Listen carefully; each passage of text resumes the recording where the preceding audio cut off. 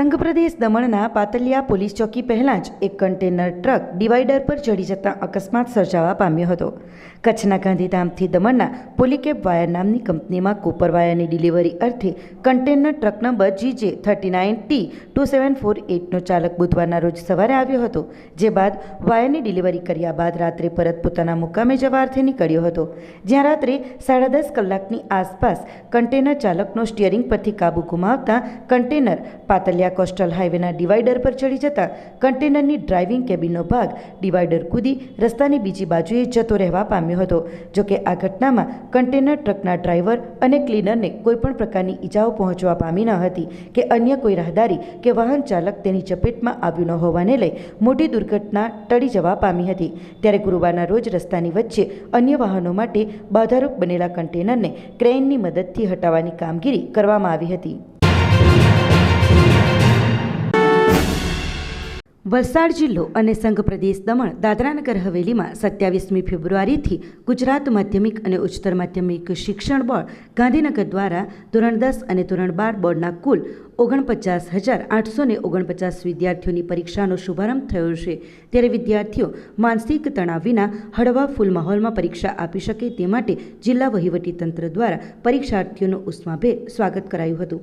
વલસાડ શહેરની by આવાબાઈ high school ખાતે જિલ્લા કલેક્ટર નૈમેશ દવે અને જિલ્લા શિક્ષણ અધિકારી રાજેશ્રી એલ ટંડેલે વિદ્યાર્થીઓને કુમકુમ તિલક કરી ગુલાબનું ફૂલ આપી ચોકલેટ વડે મોં મીઠું કરાવી ઉમળકાભેર સ્વાગત કર્યું હતું.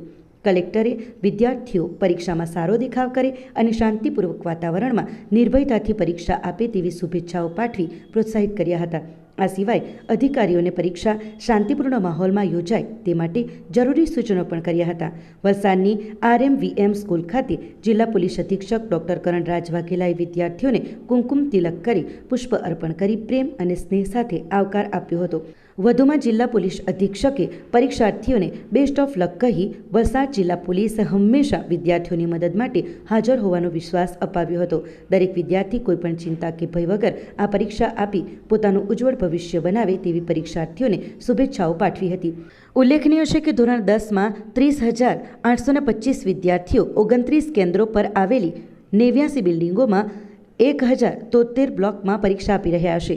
ધોરણ 12 સામાન્ય પ્રવાહના 13,281 વિદ્યાર્થીઓ 15 કેન્દ્રો પર આવેલી 38 બિલ્ડિંગના 429 બ્લોકમાં અને ધોરણ 12 વિજ્ઞાન પ્રવાહના કુલ 5,743 વિદ્યાર્થીઓ 8 કેન્દ્રોમાં આવેલી 24 બિલ્ડિંગના 292 બ્લોકમાં પરીક્ષા આપી રહ્યા છે. આમ સમગ્ર વલસાડ જિલ્લો અને સંઘપ્રદેશ દમણ દાદરાનગર હવેલીમાં કુલ 49,849 વિદ્યાર્થીઓ કેન્દ્રો પર આવેલી 151 બિલ્ડિંગના 1,794 બ્લોકમાં શાંતિપૂર્ણ માહોલમાં પરીક્ષા આપી રહ્યા છે. આ પરીક્ષામાં SSC પરીક્ષાનો સમયગાળો સવારે 10 કલાકથી બપોરે 1:15 કલાક, HSC વિજ્ઞાન પ્રવાહનો સમયગાળો બપોરે 3 થી 6:30 કલાક અને HSC સામાન્ય પ્રવાહનો સમયગાળો સવારે 10:30 કલાકથી 1:45 કલાક અને બપોરે 3 થી 6:15 કલાક સુધીનો રહેશે. અમે ઇંગ્લિશની એક્ઝામ આપ્યા છે. પેપર છે ને ઈઝી હતો, ખાલી સેક્શન ની ગ્રામર સેક્શન થોડો ટફ લાગ્યો, બાકી આખું ઈઝી હતો. મોસ્ટલી બધું સિલેબસ માંથી જ હતું, કઈ હાર્ડ નતું પૂછ્યું, બહારનું કઈ નતું. અમે છે ને આખો વર્ષ મહેનત કરેલી છે. અમે ટેક્સ્ટબુક મેઇનલી વાંચેલી, કારણ કે ટેક્સ્ટબુક માંથી જ મોસ્ટલી પૂછાય છે બોર્ડમાંથી, એટલે અને એક ચેપ્ટર કરેલા, કોઈ ચેપ્ટર છોડ્યા નતા. મહેનત આખું વર્ષ કરી હતી અને લગભગ બધા સોર્સિસમાંથી વાંચ્યું અને પેપર એકદમ જ સરસ ગયેલું, કારણ કે જેવી રીતે મહેનત કરી એવી રીતે જ પેપર પણ એટલે આન્સર લખાયા. બધું લગભગ સિલેબસમાંથી જ હતું. એકદમ સરસ જ હતું. એટલે જેટલી ટીચર લોકોએ તૈયારી કરાવેલી હતી, જેટલી મહેનત કરાવેલી હતી એ બધું જ આવેલું હતું. ટીચરની મહેનત એટલે સફળ ગઈ ને અમે બી આટલી એક વર્ષ આખી મહેનત કરી, ભણ્યું, ધ્યાન આપ્યું, એટલે અમારી મહેનત બી સફળ ગઈ. પેપર તો સારું, સિલેબસનું બધું જ હતું, બહારથી કંઈ બી નહોતું, એમાં બધું સિલેબસનું. નિબંધ, માતૃભાષા હતું, વૃક્ષારોપણ હતું અને નારી શક્તિ હતું. બોર્ડની વ્યવસ્થા તો બરાબર હતી. રૂમના બહાર બધા નંબર લગાવેલા હતા અને પેપર બહુ ઇઝી હતું, બહુ સરસ ગયું છે. ઇંગ્લિશ તે બી સારી હતી. એમાં બધું એડ્રેસ ને એવું બધું ખબર પડી જાય, સીન કઈ જગ્યાથી રોડ ખબર પડી જાય. ઇન શોર્ટ બધું મસ્ત હતું. પેપર ઇઝી હતું, બહુ મસ્ત હતું. મોસ્ટ ઓફ સિલેબસમાંથી જ હતું, પછી અમુક જે હોય તે ચેપ્ટર્સના અંદરથી, એટલે કોઈ ફરક નહીં પડે એમ.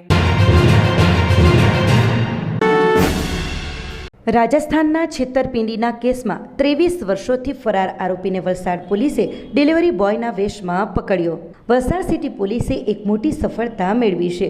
પોલીસે રાજસ્થાનના જયપુરમાં 23 વર્ષ પહેલા નોંધાયેલા છેતરપિંડીના કેસમાં ફરાર આરોપીને ઝડપી પાડ્યો છે. વલસાડના એસપી ડોક્ટર કરણરાજ વાઘેલા અને ડીવાયએસપી ભાર્ગવ પંડ્યાના માર્ગદર્શન હેઠળ પીઆઈ દિનેશ પરમારની ટીમે આ કાર્યવાહી કરી.